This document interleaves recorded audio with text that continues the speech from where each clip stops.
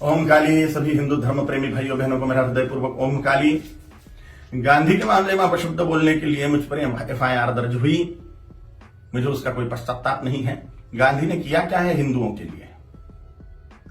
विश्वासघात किया है देश का। 14 वोट प्रधानमंत्री पद के लिए सरदार वल्लभ भाई पटेल जी को थे और 1 वोट भी नेहरू को नहीं था। तो भी नेहरू को प्रधानमंत्री क्यों बनाया?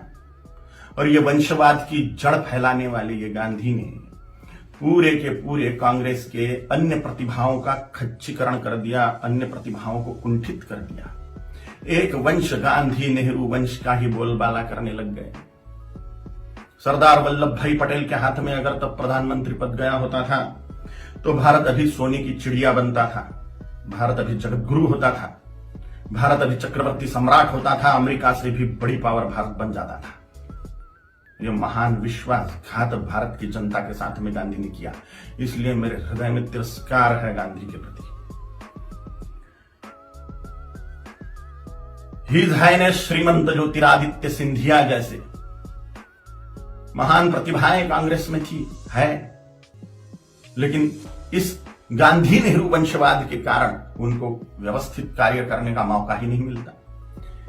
इस वंशवाद के जनक गांधी हैं, इसलिए गांधी नेहरू खानदान के वंशवाद के जनक है, राष्ट्र के जनक नहीं, इसलिए राष्ट्रपिता नहीं है। मैं नहीं मानता, कोई माने उनकी इच्छा। दे दो ये हमें, दे दी हमें आजादी, बिना खड़क बिना ढाल, साबरमती के संत तूने कर दिया कमाल। ये गाना लिखने वाले को 100 जूते मारने चाहिए। भगत सिंह, सुखदेव, राजगुरु, चंद्रशेखर आजाद, सुभाष चंद्र बोस, इन लोगों ने जो त्याग बलिदान किए, फांसी पर लटक गए ये लोग, इन्होंने कुछ नहीं किया देश की आजादी के लिए, ऐसा इनका बोलना है ये गाना रचने वाले का। इतने सारे महान क्रांतिकारी, स्वतंत्रता सेनानी जिनको फांसी दी गई, उसमें 80% सिख लोग हैं, 20% अन्य क्रांतिकारी हैं। इन क्रांतिकारियों ने जो अपना त्याग बलिदान किया वह व्यर्थ मान लिया ये गाना रचने वाले ने। सारा का सारा श्रेय गांधी को दे दिया। एक लाठी खाई गांधी ने कभी? ये फांसी के फंदे पर झूल गए ये नौजवान, लेकिन इनको कोई श्रेय नहीं।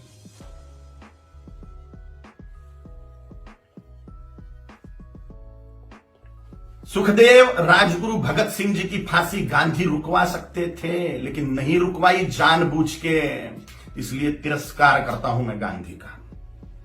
इनका एक बहुत बड़ा हथियार था अनशन करना, और गांधी ने उसका उपयोग भारतीय जनता के खिलाफ ही किया, हिंदुओं के खिलाफ ही किया। बोला था कि बंटवारा मेरी लाश पे होगा। मजहब के नाम पर जो बंटवारा हुआ पाकिस्तान बांग्लादेश का, वो मेरी लाश पे होगा, ऐसा गांधी बोलते थे। लेकिन जब बंटवारा हुआ तब गांधी जिंदा थे,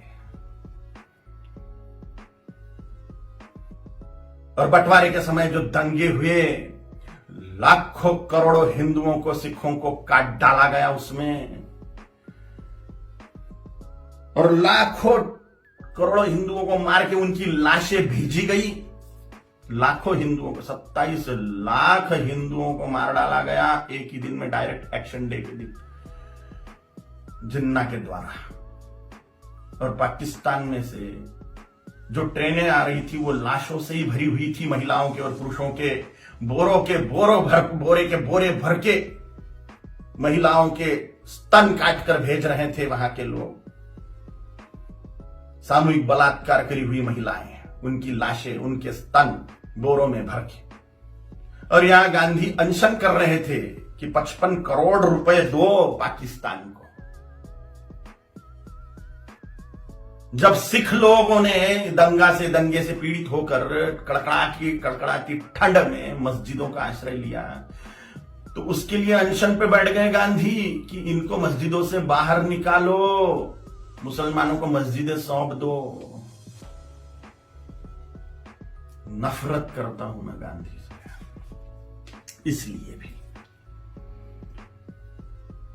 पाकिस्तान बांग्लादेश को जोड़ने वाला कॉरिडोर मांग लिया मुसलमानों ने कि भारत को और खाया जाए। गजवाए हिंद के तहत भारत को मुसलमान बना दिया जाए, तो पाकिस्तान और बांग्लादेश को जोड़ने वाला कॉरिडोर, हजारों वर्ग किलोमीटर का कॉरिडोर, इसके लिए गांधी अनशन पे बैठने वाले थे। के शासन को वो दे देना पड़ता था और भारत फिर से बढ़ जाता था। स्वतंत्र वीर सावरकर जी ने गांधी के सामने जातीयवाद तोड़ने की बात कही कि वर्णवाद, ब्राह्मण क्षत्रिय वैश्य शूद्र, यह वर्णवाद और हजारों जातियों में बटा हुआ जातीयवाद, इसको तोड़ दो और हिंदुत्व की धर्म ध्वजा के नीचे सारे हिंदुओं को एक कर दो। तो गांधी ने इसके लिए ये बात नहीं मानी। ये मांग पूरी करने के लिए अनशन पे नहीं बैठे। उन्होंने कहा जैसा है वैसा रहने दो।